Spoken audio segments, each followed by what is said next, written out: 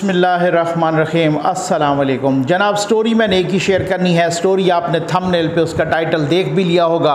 खान साहब रोज़ ही कोई नई फुल झड़ी छोड़ देते हैं और जनाब उन्होंने फरमाया कि एजेंसियां तो मुझे चलने ही नहीं देती, वो ब्लैकमेल कर रही थी। हमें अगर ज़रूरत होती कि हम पार्लियामेंटेरियंस को पार्लियामेंट में लाएँ तो हम एजेंसियों की मिन्नतें करते कि जी आप उनको ले आएँ ताकि बजट पास हो, ताकि ये सारी ये वो चीज़ें हैं जो हम कह रहे थे। लेकिन खान साहब नहीं मान रहे थे उस वक़्त। अब खान साहब ने मान लिया है। खान साहब ने इलेक्शन से चंद लम्हे पहले यूँ समझ लें कि अपने ऊपर एक और सियासी खुदकुश धमाका कर दिया है। ठीक है ना। ये 4 क्लिप्स मैंने बड़ी मेहनत से ये क्लिप्स निकाले हैं। ये 4 क्लिप्स मैं आपको सुनवाता हूँ। अगर किसी में कोई रत्ती बराबर भी अक्ल हुई और शऊर हुआ, जो कि मैं कहता हूँ यूथियम का तो अपर चैम्बर बिल्कुल खाली है अक्ल से, लेकिन अगर कोई रत्ती बराबर भी हुआ उसको भी खान साहब का पूरा कैरेक्टर, पूरा किरदार यूँ खुली किताब की तरह बन के सामने आ जाएगा। ये आप 4 क्लिप सुने। मेरा ख्याल है किसी तबसरे की ज़रूरत नहीं है। उसके बाद मैंने आपसे बातें करनी है, बहुत ही काम की बातें करनी है और इंशाल्लाह मैंने आपको बहुत ही नई अंदर की स्टोरीज बतानी है। लेकिन ये आप क्लिप्स ज़रूर सुन लें ज़रा। खान साहब जब वज़ीर आज़म नहीं बने थे बहुत पहले, तो फिर उस वक़्त ये क्या फरमा रहे थे गालिबन हामिद मीर साहब के प्रोग्राम में। ये ज़रा सुन लीजिए, सुनते जाइए, सर धुनते जाइए। मैं वो वज़ीर आज़म बनूं जो जब वज़ीर आज़म बने तो मुल्क में अपने मैनिफेस्टो को अमल में ले आए। वो वज़ीर आज़म ना बने जिसके हाथ बंधे हों, पीछे एस्टेब्लिशमेंट बैठी हो, वो डिक्टेशन दे रही हो, एजेंसीज मुल्क चला रही हो और मैं एक पुतला बैठा हूं। अब आप अंदाज़ा कीजिए, खान साहब कहते हैं कि मैं चाहता हूं कि ये उस वक़्त अभी वज़ीर आज़म नहीं बने थे, कहते हैं वो एक तरह से तंज कर रहे थे उस वक़्त के वज़राए आज़म पर, नवाज़ शरीफ साहब पर, बेनज़ीर शहीद साहब पर और इस तरीके से मतलब मोहतरमा पर। तो इस तरीके से जो है ना वो कह रहे हैं मैं वो वज़ीर आज़म बनूँ जो अपना सही मानों में मैनिफेस्टो अप्लाई करे, सही इम्प्लीमेंट करे। ये ना हो कि मैं पुतला बना बैठा हूँ, एजेंसियाँ मुल्क चलाती रहें। मैं बड़ा पावरफुल वज़ीर आज़म बनना चाहता हूँ। ठीक हो गया, सुन तो लिया होगा। अब आप क्लिप सुने जो खान साहब ने अब आज ताज़ा क्लिप है वो सुन लें। लेकिन हमारे हाथ बंधे हुए थे, कोलिशन पार्टनर्स थे, ब्लैकमेल होते थे। बिल अपने बजट पास करवाना है तो मिन्नतें करनी पड़ती थी। हमें अपनी एजेंसी को कहना पड़ता था कि उनको लेके आओ असेंबली में वोट कराने के लिए। अजाब से गुजर। अब फरमा रहे हैं, पहले तो आपने सुन लिया ना कि मैं वो वज़ीर आज़म नहीं बनना चाहता जो आगे एजेंसीज मुल्क चला रही हूँ, मैं कठपुतली पुतला बना बैठा हूँ। अब कह रहे हैं हम मेरे हाथ बंधे हुए थे। जब हम चाहते कि पार्लियामेंट में पार्लियामेंटेरियंस को लाया जाए, बजट पास कराया जाए, तब हम कहते हैं कि जी एजेंसियों को कि आप ले आओ, और वो ले आती थी एजेंसियां। ठीक है ना। और एक अजाब से हम गुजर रहे थे। कोलिशन पार्टनर थे, वो अपनी जगह ब्लैकमेल करते थे। ठीक है ना। और ये साहब जो है ना इस तरीके से, अब ये सुन लिया ना आपने ना, ये दोनों मुतज़ाद दावे। ठीक हो गया ना। ये जब आए तब क्या और पहले क्या फरमाते थे। सुनिए एक और सुनिए। मैंने आपको 4 क्लिप्स सुनवाने हैं। इन्हीं 4 क्लिप्स में यूं किरदार खुल के सामने आ जाएगा। आगे से अगर मुझे कभी ऐसी हुकूमत मिली जिस तरह मुझे ऐसी मिली है, मैं हुकूमत नहीं लूंगा, क्योंकि आप एक कोलिशन कमजोर गवर्नमेंट में बड़े फैसले नहीं कर सकते। आपके हाथ में कुछ नहीं होता, और जिनके पास हाथ में होता है अगर वो नहीं चाहते एहतसाब तो आप कुछ नहीं कर सकते। अब फरमा रहे हैं कि अगर आइंदा मुझे, ये अभी रीसेंट क्लिप है, कि अगर आइंदा मुझे कभी ऐसी कोई हुकूमत मिली कि जहाँ पे मैं बड़े फैसले ना कर सकूँ, जहाँ पे मेरे पास फुल मेजॉरिटी ना हो, जहाँ पे इस तरीके से ना हो मेरे पास अपनी 2/3 मेजॉरिटी ना हो, तो मैं हुकूमत नहीं लूँगा, क्योंकि बड़े फैसले बंदा कर नहीं सकता। जिनके हाथ में होते हैं बड़े फैसले करने, ठीक हो गया ना, वो करने नहीं देते। अगर वो एहतसाब नहीं चाहते तो हम क्या कर सकते हैं वगैरह। अब ये सुन लिया आपने, आइंदा मैं ऐसी हुकूमत नहीं लूँगा, फैसले मैं नहीं कर सकता था। खान साहब कह रहे हैं कि फैसले एजेंसियाँ करती थीं, फैसले कंट्रोल टावर करते थे, लेकिन वो अपनी हुकूमत के दौरान क्या कह रहे हैं ज़रा ये भी आप सुन लें, आपको मज़ा आएगा। जो भी फैसला है जिम्मेदार मैं हूँ, और मैं जिम्मेदार ऐसे हूं कि कोई फैसला मेरे पूछे बगैर नहीं होता, डिबेट किए बगैर नहीं होता। अगर मुझे बाहर से ओपिनियन लेना पड़े मैं बाहर से आप अंदाज़ा कीजिए कि जो भी फ़ैसला है वो मेरी मर्ज़ी के बगैर नहीं होता। ये उस वक़्त फरमा रहे हैं जब वज़ीर आज़म थे, ठीक हो गया ना। अब वज़ीर आज़म की कुर्सी चली जाने के बाद अब कोई दूसरी बात कर रहे हैं।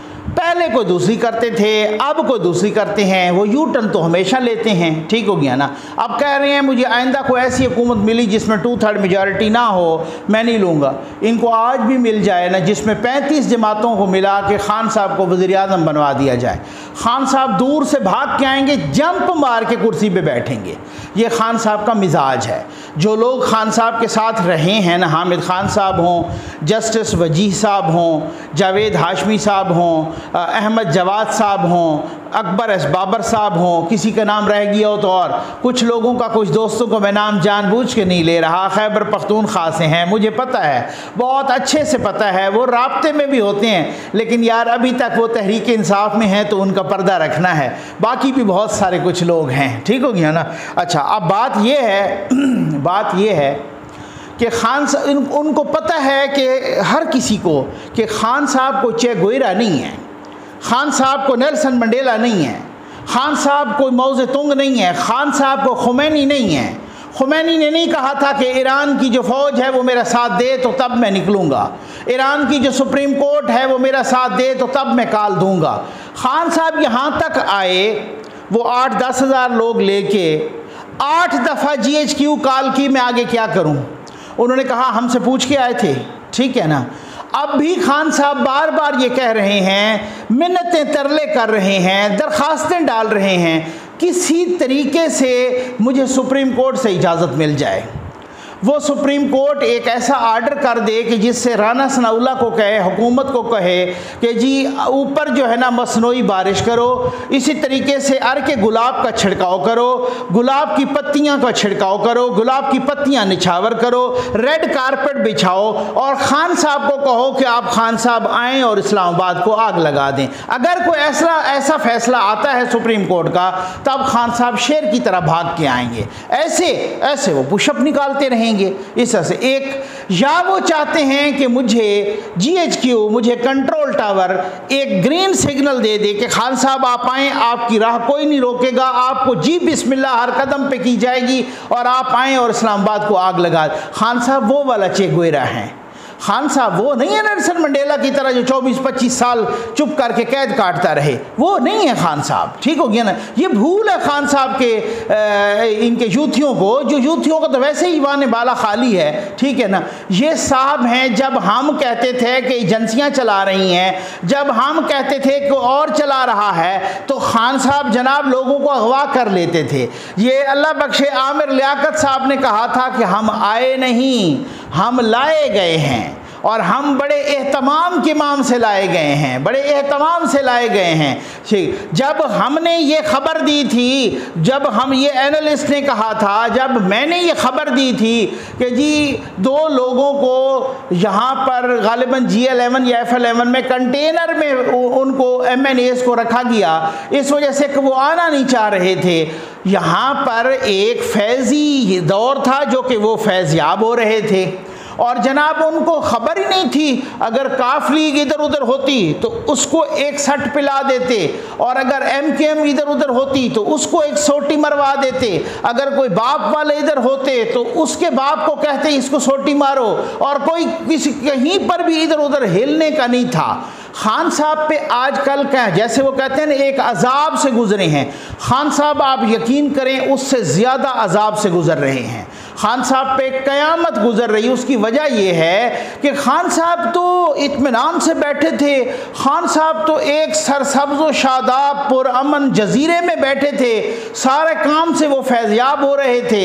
यहाँ एक साहब थे जो कि बैठे थे आप पारा में, वो उनका हर काम आसान कर देते। वो ये नहीं है कि MKM वालों को पकड़ के फेंक देते या Q लीग को पकड़ के फेंक देते, ये मैं नहीं कह रहा, ये खुद परवेज़ इलाही साहब ने खुद कहा है कि जी अभी तक भी हमें पेशावर से कालें आ रही हैं। ये किसने कहा है? ये खुद परवेज़ इलाही साहब ने कहा था। और MKM ये नहीं है, इस तरह का मामला नहीं है। उस वक़्त एक ऐसा माहौल था मेरे भाई कि अगर कोई एंकर एक लफ्ज बोलता, जनरल आसिफ गफूर साहब का फोन आ जाता, DGISPR थे वो, और वो कहते कि आपने ये कहा है तो कहा क्यों है, आपको शर्म आनी चाहिए, ये अगर मैं बोल रहा हूं गलत तो कोई रिकॉर्ड पे मुझे चैलेंज कर ले, ठीक हो गया ना, मुझे पता है, मैं नाम किसी का नहीं ले रहा, ठीक है ना, लेकिन वो कहते कि जनाब आपको शर्म आनी चाहिए, आपने इस तरह के अल्फाज इस्तेमाल किए हैं। बीच में गेस्ट को बीच में उठा दिया जाता, ये इसने क्यों बात की है, ब्रेक लो, फौरन ब्रेक ली जाती, उसके फौरन बाद जनाब उस गेस्ट को, अगर वो गेस्ट स्टूडियो में होता तो उसको समझाया जाता कि सर मजबूरी है, मामला ख़राब हो गया है, आप जाएं, वो चले जाते। अगर वो स्टूडियो में ना होता और वो DSNG पे होता या वो किसी और वो लिंक पे या फ़ोन पे होता तो किसी न किसी बहाने वो लिंक जो है ना डिलिंक कर दिया जाता कि सर एक टेक्निकल ख़राबी आ गई है। समझ आ गई है ना आपको, वो मसला ये था, टेक्निकल ख़राबियाँ नहीं होती थी, वो सिर्फ ये है कि इमरान नियाज़ी के खिलाफ 2 जुमले उन पे तनकीद किया करता था। समझ आ गई है, ये वो साहब हैं जो कल सेमिनार में फरमा रहे थे कि जी मैं तो आज़ादी इजहार राय से मुझे कोई प्रॉब्लम ही नहीं है, ठीक हो गया ना, आज़ादी इजहार राय से मुझे कोई मसला नहीं है।